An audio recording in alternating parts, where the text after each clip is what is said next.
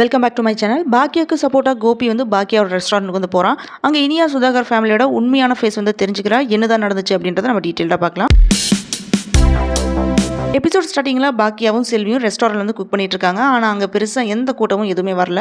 So மொத்தமாக 3 பேர் தான் வந்து இருக்காங்க. இதை பற்றி செல்வியும் பாக்கியாவும் வந்து பேசிட்டு இருக்காங்க. அப்போ கோபி அங்கே வராரு. கோபியை பார்த்த உடனே எதுக்காக இங்கே வந்தீங்க அப்படின்னு வந்து பாக்கியா வந்து கேட்குறாங்க. எனக்கு தலைவலிக்குது, அதனால தான் ரெஸ்டாரண்ட்டுக்கு வந்து மெடிசன் வாங்கலாம் அப்படின்னு வந்து கிண்டல் பண்ணுறாரு. ஸோ அதுக்கு பாக்கியா வந்து கடுப்பாகிறாங்க. ஹோட்டலுக்கு எதுக்கு வருவாங்க, சாப்பிட தானே வருவாங்க அப்படின்னு சொன்ன உடனே சாப்பிட போறீங்களா அப்படின்னு வந்து பாக்கியா வந்து கேட்குறாங்க. அதுக்கு கோபி என்ன சொல்கிறான்னா, இல்லை நான் சாப்பிட வரல அப்படின்னு சொல்கிறான். அப்போ எதுக்கு தான் வந்தீங்க அப்படின்னு வந்து கோவப்பட்டு கேட்குறாங்க. இந்த ஹோட்டலில் உனக்கு இனி யார் வந்து பிரச்சனை கொடுக்குறாங்க அப்படின்னு நான் பார்க்க போகிறேன் அப்படின்னு வந்து சொல்கிறான். அப்போ பாக்கியா என்ன சொல்கிறாங்கன்னா, எனக்கு என்ன பிரச்சனை வந்தாலுமே நானே பார்த்துப்பேன், நீங்கள் கிளம்புங்க அப்படின்னு வந்து சொல்லிடுறாங்க. அதுக்கு கோபி என்ன சொல்கிறான்னா, அப்படியெல்லாம் விட்டுட்டு போக முடியாது, எனக்கு ஒரு காஃபி கொடு அப்படின்னு சொல்லிட்டு அங்கேயே வந்து உட்காந்துருக்கான். அதுக்கப்புறம் பாக்கியா வந்து காஃபி வந்து கொடுக்குறாங்க. அதை குடிச்சிட்டு இருக்கும்போதே கவுன்சிலர் அங்கே வந்து என்ன சொல்கிறாருன்னா, நீங்கள் மினிஸ்டர் வர போய் என்னெல்லாமோ பண்ணி உங்கள் பையனை வெளியில் கொண்டுட்டு வந்துட்டீங்க, அதே மாதிரி ஹோட்டலையும் வந்து திறந்துட்டீங்க, உண்மையிலே நீங்கள் பெரிய ஆளு தான் அப்படின்னு அப்ரிஷியேட் பண்ண உடனே கோபி வந்து கோவிச்சுக்கிறான். அதுக்கு பாக்கியாவும் வந்து கோபமாக வந்து பார்க்குறாங்க. நான் இங்கே பிரச்சனையெல்லாம் பண்ண வரல மேடம், சாப்பிட தான் வந்தேன் அப்படின்னு வந்து சொல்கிறான். எனக்கு பூரியும் உருளைக்கிழங்கு குருமாவும் வேணும் அப்படின்னு வந்து கேட்குறான். அதுக்கு பாக்கியா என்ன சொல்கிறாங்கன்னா, இங்கே பூரி இல்லை அப்படின்னு வந்து சொல்லிடுறாங்க.